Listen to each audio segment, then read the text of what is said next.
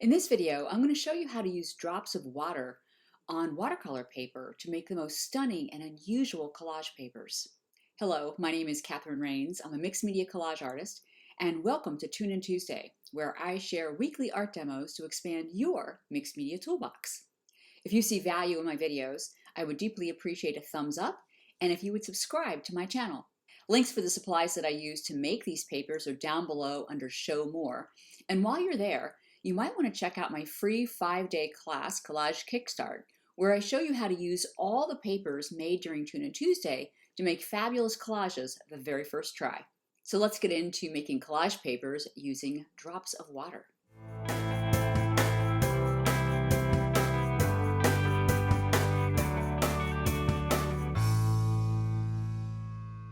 This is where we're headed.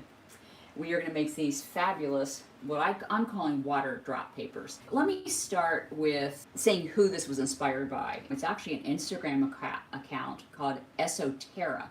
It's Esoterra. Her name is Alicia, and she does fabulous papers that look sort of like this, but it's sort of because she's using different kind of materials. So I'm going to tell you the difference between what I'm doing and what she does, and when you look at her account, hopefully you'll be inspired to make your own rendition of these. So first, the materials to make these. I am using either a Yupo paper. So here is a Yupo paper, which I absolutely love, but I haven't found that many reasons to use Yupo, which is interesting. You can also use a watercolor paper, a mixed media paper. I also got some deli paper and used it. What doesn't work for this technique is copy paper, just regular copy paper, drawing paper. You need a paper that will repel water or hold water because you're actually dropping water on top of it. So you want the water not to be absorbed into the paper, which is why copy and drawing paper don't work. You also need some kind of fine liner. Now I'm using this super cool little fine liner. I'm going to give you a link to this. I also have a really cheap version of this, which I've used for years to put dots on. The key, if you're going to use the cheap version of this, is you want a very, very tiny hole. This one actually comes with a tiny hole. You can also use fine liners that look like this. I mean, there's many kinds of fine liners, and all I've done is put water in this. You also can use a syringe. I don't have a syringe, but the artist that inspired this demo just uses a syringe. I don't know what kind it is because she doesn't actually give a supplies list on Instagram. You also need some tiny paintbrushes, something like this that has a very pointed tip. And paint-wise for this, I am using acrylic paints. Now, the artist that I was inspired by, she is using watercolor paper and watercolor paint. I'm not a watercolor artist, which is why I'm not using that. And the only other thing is to get some kind of removable tape. This is the kind I'm using. The reason I'm showing you the label is because what I will link under this video will not be a link to this because I couldn't find it. This actually comes from Jerry's Artorama in the United States, but they have many kinds of artist removable tape. You can also just use like blue painter's tape, that works as well. Okay, so let me put this aside, and we need to start by mixing a little bit of paint. So again, I am using just plain old acrylic paint. This is actually what color I want to do first. I think I'm going to do some blue. Just put a little bit of blue down. And what you want is very watered down paint. So I'm just going to add a bunch of water to this. And then I'll just be mixing it up. Now I'm also going to put a little bit of yellow down because I want to get a couple different variations of color down. And so what I can do is just take some of this and mix that up because I want a tealish color. It's more green, but that's fine because I want a little bit of different colors.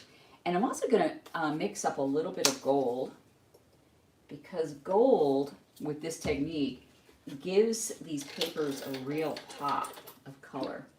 Okay, so I'm going to put this aside just for a second because I'm going to show you a couple different ways of doing this. So this is a piece of Yupo paper, and I have actually taped this down because you want your paper very flat as you're doing this, because if you don't, the water will roll off, and this Yupo paper, one, is flat in itself. It will, you don't even have to have the paper here, but this will keep the paper from sliding at all, which is good. Now, there's two ways of doing this. One way is I could drop water right on here, but I want to show you another way before I get to that. This is actually water as well that I've put, I believe, India ink in here. It's very, very watered down. Let's see. I'll get a little scratch piece of the deli paper because I want to try it out first. Okay, there you go. So you're just going to drop so the ink's already in here. So I don't need to do anything except make a little squeeze out this water. And it's basically water, although it looks like paint, or it looks black, and it is black. Basically water with a tinge of black ink in it. Now, I could make bigger dots. I just need to be careful not to move this so that these bubbles, or I shouldn't call them bubbles, they're actually water droplets, don't run into each other.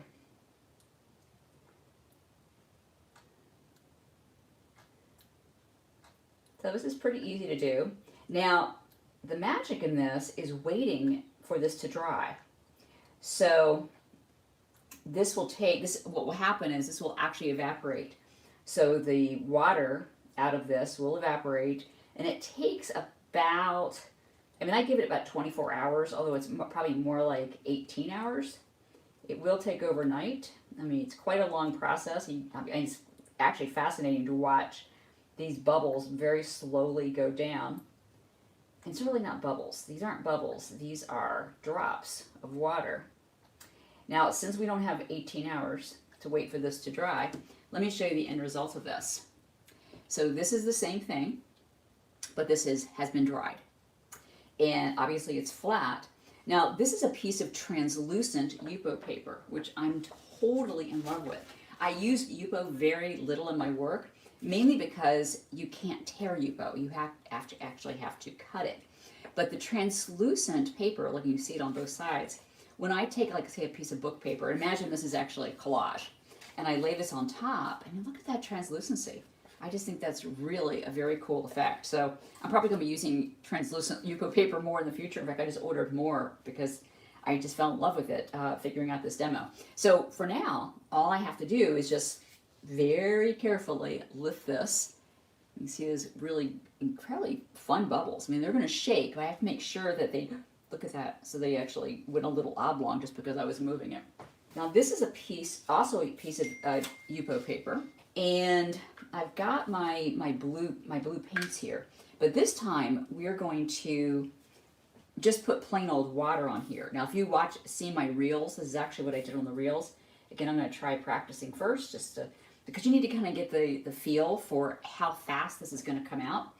And so all I'm going to do on the Yupo paper, ooh, now see, that didn't work. Okay, hold on a second. I'm wondering if, let me try it again. You can't put it wet on wet. You get a clean piece. I think that it might work on one side and not the other. I don't know anything about Yupo paper. Some of you may know. I do not know. And just hold on there with me. Okay, now it's working. I'm thinking that maybe Yupo has a good side and a bad side. I don't know that to be true. What I see Yupo paper used for a lot is alcohol inks, which I also don't use a lot of alcohol ink. Not that I wouldn't in the future. But I love it for this, because the reason the Yupo is working so well is that it's not absorbing into the paper. So this water, as I put it down, and I can put some larger dots here. Let's see if I can be brave and make a big one. The problem is with making larger ones is you don't want that little bubble to pop or the drop to spread, which it was doing on the other piece of Yupo paper that I had. And maybe I had accidentally got water on it. I don't know, because I actually had some trays stacked on top of each other. So it's possible that I did something to break the surface, because it's got to be a surface that will allow this water just to sit on top of it. So just for the record, squirting down this water like this is incredibly fun, because one, you don't expect it to sit there in its original form. This is just water. And I can make really tiny dots, which I think is cool. Oops, look at that one. So that one didn't work. And by the way, as I'm putting this dot down, I'm basically sticking this needle, the tip of this needle, kind of really close to the surface of the paper, and then just squirting the water down. This took me a little bit of time to play with it to get kind of the finesse. Now I could sit there and let this sit there for quite some time, but let me tell you the result of not being careful. So I have so many misses where things just spread all over the place. So I'm going to get a tiny paintbrush. It has a pretty thin tip to this. Not much paint on here. But you're going to be really careful. I mean, I'm literally just touching the top of it.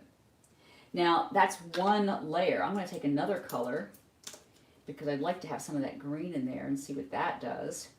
So I can touch it again, and it slightly changes it. So now I'm getting more of a teal color here. I can keep going. I think I made so many messes with this. When I say messes, I just had papers that weren't working with this technique. So a whole other effect of this is to put some gold. Look at that. So it just changes the whole surface. By the way, I said it kind of took my breath away because every now and then I will break the bubble. So now I'm just putting gold, as a top layer, and it's hard to see. But when I put this blue now on top of the gold, you get a whole different effect. So now this blue is just going to like sit on top. And I could also very gingerly kind of swirl that around. And I can do it on these too, where I got some. It'll just, when it all evaporates, it just creates a very cool effect. So I'm not going to finish that whole one, but let me show you the end result of this. So this is one of these. Now this particular piece, this is a piece of opaque Yupo. This is another translucent one. So again, when you take this translucence and put it over paper, I mean, this is going to be a collage piece for me. Even though I can't tear the edges, which is always my preference, I still love it. Now, this is one that I did with this too. This is deli paper. Those of you who know, actually this is deli paper. Deli paper in the United States is just almost like a wax paper, and it is waxed on one side, I do believe. And this is what we put sandwiches in delis. And you can get it off Amazon. You just Google deli paper. But this has a whole different effect. I had the same kind of dots on here, but deli paper doesn't lie flat. So when I was doing it, it kind of bubbled up a little bit. And it took until everything was dry and evaporated, it started kind of making these oblong shapes. But I like this as well. And deli paper is even more translucent than the Yupo paper. So you can see really clearly through that. And I actually like that these dots are not all uniform. So I think I'd like to make a whole bunch more of it on deli paper, even though I'm not getting these perfect little dots here. Let me try one with watercolor paper. So this is just plain watercolor paper. Now here, if you're going to use watercolor paper or mixed media paper, you really have to tape down all four sides, because when you add water to this, it's going to buckle the paper. And if you buckle the paper, you have more of a chance that those little bubbles are going to pop. And you don't want that, because then you don't have the effect. So I'm going to mix up a tiny bit more paint. Both of those might be more than I actually want. But what I want here is more of a red than a magenta. So the red I use, that's a nice red. That'll work. And then I'm adding a lot of water to this. So this is very, very watered down, which is what you want. And I think I'm going to do the same thing right here. Very watered. Mix that up a bit. Now, what's cool, because, red, I'll put some over here, red and yellow make orange, and I'll put a little orange over here too. Okay, this is going to work. So says I. So now, first step is to make your bubbles. Again, I'm going to practice first. With watercolor paper, I don't think I have a bad side. When I was experimenting with this, I found that I couldn't make really large dots. So I had to make fairly small ones when you make big ones, because this paper is going to buckle as it dries, by the way, it'll dry flat eventually. So once all the water is drained from it, it will be flat because it is taped down. But in the drying process, I'm going to get a big bulge in the middle. So the bigger these water droplets are, the more likely it is that they're going to run into each other as that paper starts to warp during the drying. So I'm not going to finish this whole page, but I will show you what I'm going to do with it. But let me tell you, I want to finish the whole page because it's just so much fun to drop water. I think it's because it's unexpected that it's going to do this. I have never done any kind of paper where I put something down where I get this water that literally is sitting on top. Now again, you can use watercolor paint. To me, you could use gouache paint as well, since that's a form of watercolor. That's just not what I do. Of course, I filled up the whole page because I love doing this. Okay, let me get a couple clean paint brushes here. And the first thing I'm going to do, I'm going to tip. So I'm getting a really pretty. And the more paint I have on the brush, the more it's, oh, look at that. So these are real light, but I can put another coat on there. But this adds some orange in it. Now what I'm having really a fun time doing is layering by putting more paint on top. Now every time you touch this, you risk that little drop will actually explode. And then when it explodes, it could morph into other pieces. But you know what, that's kind of the fun of it, to see what this will do. I'm looking for a clean paintbrush. So I'm going to add some yellow to these. And again, this is just sitting on the top, but it's adding some interesting interest. And you don't know what it's going to look like until you actually let this all dry. I'm going to do some virgin gold here. It hasn't been touched. Because I don't really want to add a blue gold to this. So let's see what this does. Now, it doesn't probably look like anything to you right now, but what's going to happen, there's a little bit of gold effervescence right on these on top. So when they dry, it's going to dry with this beautiful iridescent look. So again, I can do the base, I guess you can call this a base coat of gold on the bottom here. And then let's see what's going to happen when I add some red on top. I mean, it doesn't look like anything sensational, but it dries sensational. And that's really what I'm going for, is what does it look like when it dries? Let me add some yellow to that. So I'm kind of making some interesting different combinations. I still want more red in there. So I'm going to touch it with red. Yeah, it's interesting because the paint is literally sitting on top. But let me show you the end result of this. So this paper also, well, actually this is Yupo, but it doesn't matter. Watercolor, Yupo, the end result's the same. I don't know if you can see this, but look at that sheen right there. So this is, I added gold in many layers with red and orange, and it just has this beautiful sheen to it. Now this one, I didn't put gold on it. It was just the straight dots, but I did put a couple layers of red and yellow. So I get some really pretty dots. This is one with larger dots. I just wasn't careful enough and they ran a little bit. But what I really love is that as it dries, there's a ring. You see that. This one right here is a good example. Like it's darker around the top.